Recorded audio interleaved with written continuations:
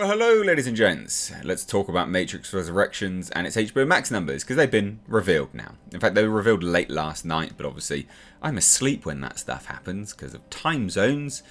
People think I'm Australian. I'm from the UK, and I was asleep when these numbers got released. So we're basically here to talk about that today. Also the fact that it was the most pirated film of the week, which is not a surprise, and we'll kind of get into my opinion on that, and hopefully there'll actually be opinions that you share. So let's dive into that, ladies and gents. Just basic numbers, statistics. They don't tend to lie that much.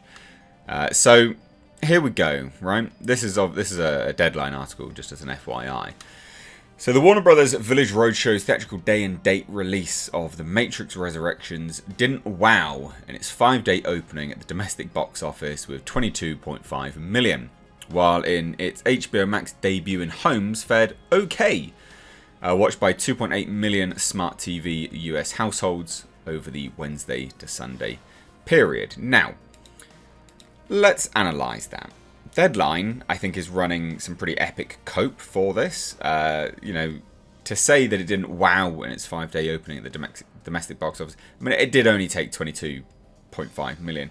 Not great, and then it did another like 45 worldwide. Not great. And that is it again across a 5-day total. That's generally considered to be quite bad. If it can't even, it didn't even eclipse 70 million, and it has a production budget, just production, not marketing included, but of $200 million. So it's not great. And then they, run some cope here and say, well, it debuted okay on HBO Max with only, again, 2.8 million households across 5 days. I wouldn't say that was okay. I'd say that was pretty bad. To only have 2.8 million households viewing it in the entirety of the US, not great. I wouldn't say that was okay. I don't really understand why there's this. Well, I mean, I do. I was going to say I don't really understand why there's this incessant need to sort of white knight for this film, but I do get it. Critics love to be proven right, and a lot of critics love this film.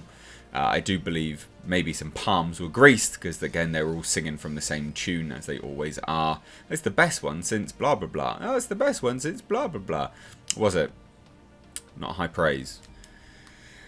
When critics tend to be singing from the same hymn sheet and there's a recurring narrative being spun amongst them all, it tends to be because it's a narrative that the studio wants to push.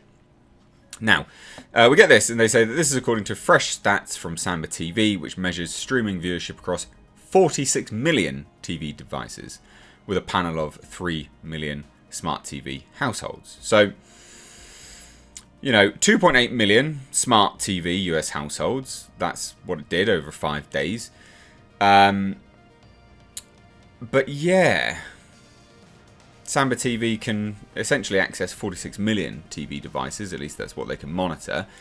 And they have a panel of 3 million smart TV households. So they're all but maxing out their smart TV viewership, I guess you could say. But it's interesting that they don't show the figures for all of the TV devices. Because, you'd be able to stream on some normal. It doesn't have to be a smart TV device, does it, to be fair? So not great. Not great. And again, strange that they're running cope for this.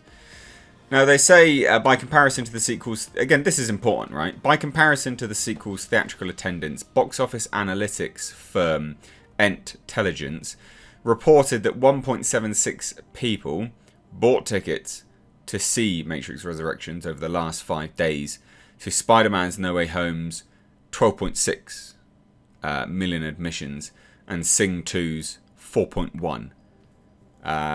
And then again, the the take home that Deadline wants you to run from this is that translation HBO Max bit into ticket sales. Maybe, but then they go further to say in the same breath, the Lana Wachowski directed and co-written movie was the most pirated feature for the week. Right, with a 32.6 share of the top 10 torrents, outpacing the clean copy PVOD availability of Screen Gems Resident Evil Welcome to Raccoon City and the rusty copies of Spider-Man No Way Home. So, what does that tell you? Like, let's actually look at that. You're sitting there saying, well, we had 2.8 million households viewing it across 5 days. That's not great out of the entirety of the US. It's just not that great. And then you have them going, oh, well, HBO Max definitely bit into ticket sales then. But it was the most pirated film of the week, even over Spider-Man No Way Home. If you're going to pirate a film, you're just going to pirate a film. Right? But people chose to go out and watch Spider-Man No Way Home, hence why it's crossed $1 billion. And people didn't choose to go out and watch Matrix Resurrections, whether it be on HBO Max or in theatres. They chose to download it illegally because it's not good. And people, you know, indicate that in their viewing habits and how they view a product.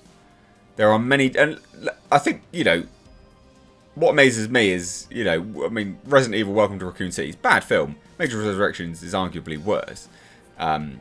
Even the action's worse in Matrix Resurrections. But isn't it amazing that Spider-Man No Way Home wasn't the most pirated film? You'd think people would be on it with those pirates. And if you really wanted to watch that film and you really, you know, you're just going to do it. But that goes to show that good word of mouth has pushed people to go to the theatre, watch it in a theatre, get people out there, and rather than Matrix Resurrections, which just was an absolute dive bomb.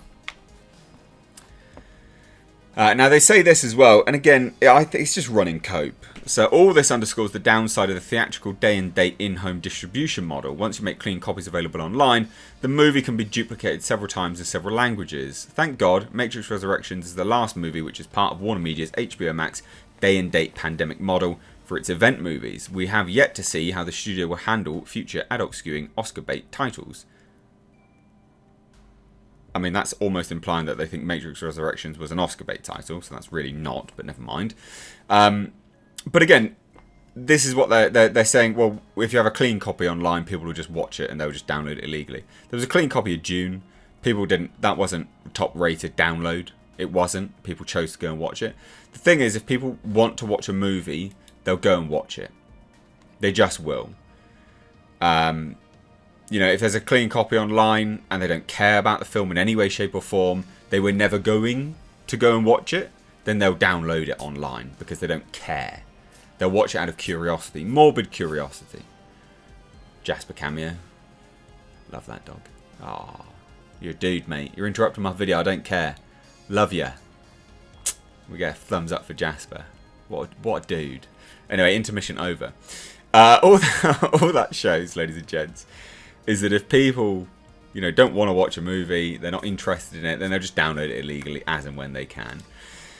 But they're running their cope of it. It's just mental.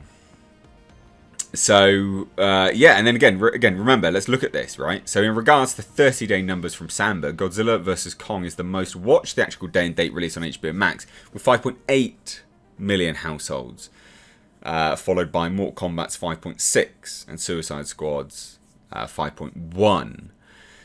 So we still have, you know, 25 days left for people to watch Matrix Resurrections to reach these kind of numbers, but I don't think it will. I just don't think it will. The first week household viewership figures on James Gunn's The Suicide Squad was 2.8. So maybe it will, but doubtful. I think we can consider that to be an absolute bomb. And in fairness, they also quote, well, Wonder Woman 1984, but that was considered to be a bomb as well. But they're quoting that as something which is fine, basically. Like, since when was that fine? You know, since when was that fine? Mental. So there you go, ladies and gents. Just a quick video just to discuss, I guess, and explain the HBO Max numbers because people were curious about that. So what do you guys think? I would consider this just to be solidifying its bomb status, especially the fact that, you know, most illegally downloaded. Makes sense. But let me know what you think down below. If you're new here, do hit subscribe. Again, give a like for Jasper. If you want to support me and what I do here, we've got Patreon and membership down below in the description box. Lots of stuff there, actually. Lots of benefits. Exclusive. And also, you can check out my Twitter and Instagram at Mistaked Reviews. Links to those are in the description box at the very bottom. Cheers, guys. Take care.